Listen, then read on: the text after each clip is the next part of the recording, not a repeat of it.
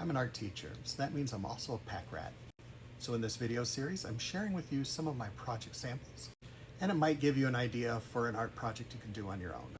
Now, I hate color wheels. I think most of it is stupid waste of time in art class. But I realize that my students do need to learn how to mix their paints. So here are a couple color wheels that are not color wheels. In this one, I actually have students trace their hands. They love to trace. And then they open up their fingers and put a symbol inside the hand that represents something that's important to themselves. So that way they all come out a little different. So here we've got travel, here doing art, hearing a relationship as a heart, and then a book to represent that. Actually, I did this sample, so I do some writing. My students are given their CMYK colors in acrylic paint, and each space is hand colored. So we started with magenta here, yellow, blue, and then they had to pick black or white as kind of their extra color. Each space got its own color, and then if they were done, they would have time to go back with paint pens and put in some patterns to really fill it out. They're not required to put in patterns, but because I have some students finish really early, patterns is the next step, and I tell them, well, that helps you exceed expectations and get a higher grade. So they often go for it. Here's one that was done by one of my students.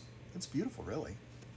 The other color wheel that I do that actually kind of went viral in art education circles was these origami patterns.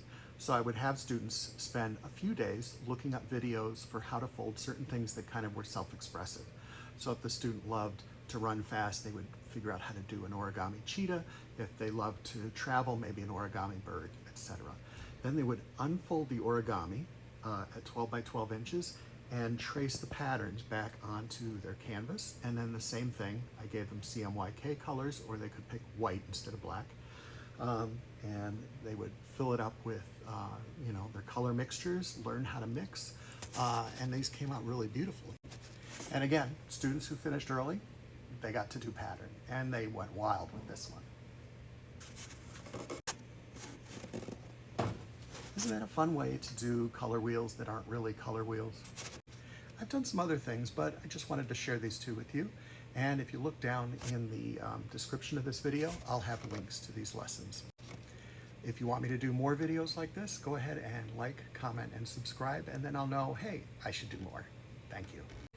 Ooh, I found a bonus sample that I really liked. This one was a dragon.